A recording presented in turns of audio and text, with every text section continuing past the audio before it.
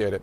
Kristen Holmes, let's now break this down with Chad Mizell, who served at the Justice Department as Chief of Staff under Attorney General Pam Bondi, and he was previously General Counsel at the Department of Homeland Security in the first Trump administration.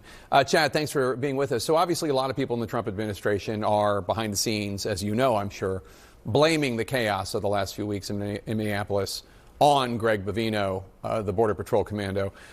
Do you agree? And do you think that the tone, maybe even the operation, will change with Tom Homan in charge? Jake, I very much don't agree with that. First off, thank you so much for having me on board. If you want to lay blame at somebody's feet, it is squarely on Tim Walz and the Minnesota officials who have called ICE the modern-day Gestapo, who have told ICE get the F out of our city, who have encouraged their citizens to protest against ICE, to blow whistles against ICE, to organize signal chats against ICE, not the signal chats thing directly, but all of that type of agitation has been heavily encouraged. And it's exactly that type of agitation that leads to unfortunate circumstances like we saw with Alex Preddy. So you have an issue with the First Amendment. You don't think that people should be exercising their First Amendment rights to speak about policies that they don't like. You have a more of a problem with that than you have with people killing American citizens. Did I get that right?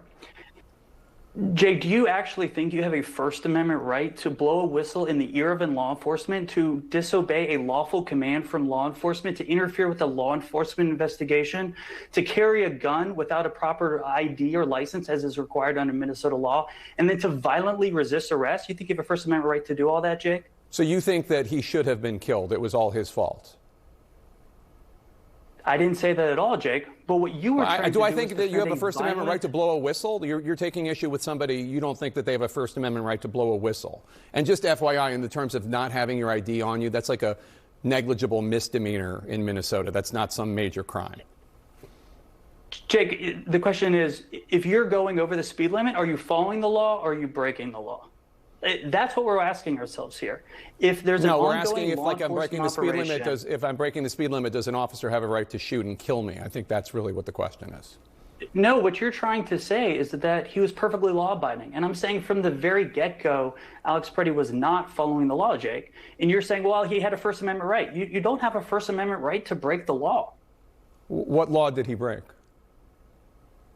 He interfered with an ongoing law enforcement investigation. That is a felony. By doing what? By filming it? No, Jake, as you know, if before this video, why was Border Patrol even there? Why was ICE there?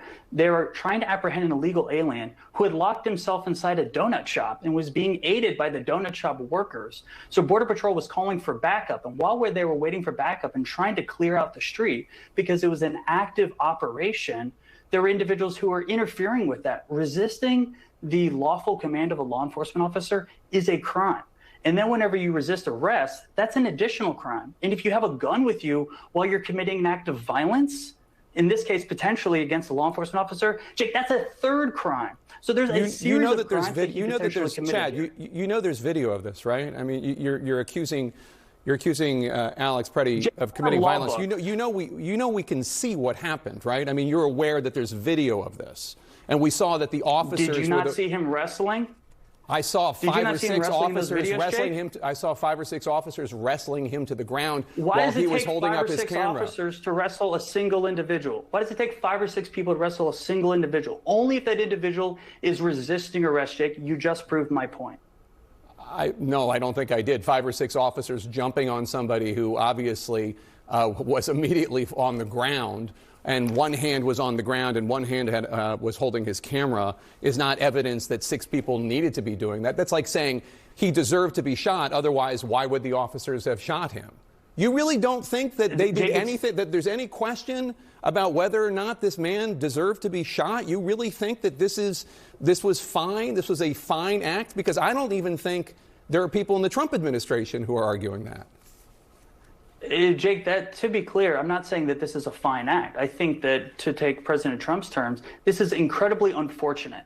And so as I try to rewind the clock and say, how could we avoid this? I start with not 2 minutes before the incident happened, but 10 minutes before the incident happened, and say, well, if we didn't have individuals in a donut shop harboring an illegal alien, by the way, another crime, then you wouldn't have had this situation where Border Patrol is outside in the streets calling for backup and trying to clear the streets out in front of a active law enforcement operation. Chad, if you're if you're so offended, Alex Preddy would still be alive today.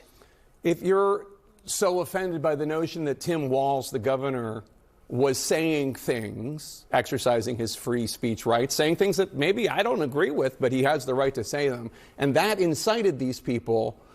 But you don't think that Trump on January 6, 2021 was saying anything that incited that crowd.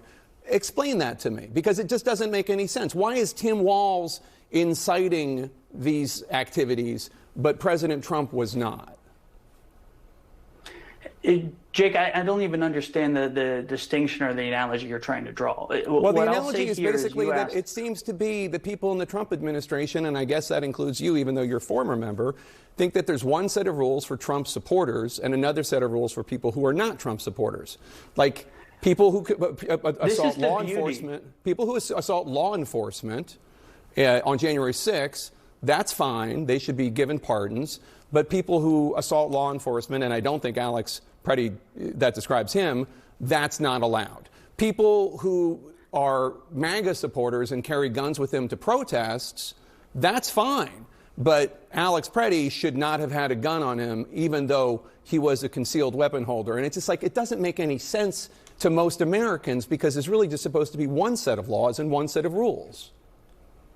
Jake, it's incredibly simple. There is one set of law. There are one set of rules. And for the first time, we actually have a Secretary of Homeland Security who is trying to enforce that law. Unlike her predecessor, Alex Mayorkas, who let in 13 million illegal aliens, she has a single job: get those 13 million illegal aliens out of our country and secure the border. And that's exactly what she's trying to do. So actually, for the first time, we actually have a Department of Homeland Security who is following the law. And the fact that you, Jake, and the fact that a lot of people in the Democrat Party are actually criticizing her shows that everything you're saying is empty rhetoric. You don't want one set of laws to follow. Otherwise, you'd be happy with immigration law. You have absolutely no idea what my opinion on the border is or about immigration enforcement, but just to share it with you, I think that any country has a right to borders that are secure, and I think that people in this country should be in this country legally. So your assumption is wrong, but last time I checked, there wasn't a border in Minneapolis, and last time I checked, Alex Preddy was not an undocumented immigrant. Are there illegal aliens in Minneapolis? They're all over. There are a lot more of them in Texas and Florida, but for some reason, the administration doesn't seem interested in them. Chad Mizell, thank you so much. Appreciate your time. CNN is working on a special town hall for tomorrow night called State of Emergency, Confronting the Crisis in Minnesota. Anderson Cooper and Sarah Seidner will moderate the discussion with residents in Minneapolis and community leaders. That's tomorrow night at 8 Eastern, only here on CNN and on the CNN app. Coming up next, CNN's interview with the woman in the pink jacket who was up close when Alex Preddy was shot and filming it from a remarkable angle. And later, the mayor of St. Paul, Minnesota, that's the other one of the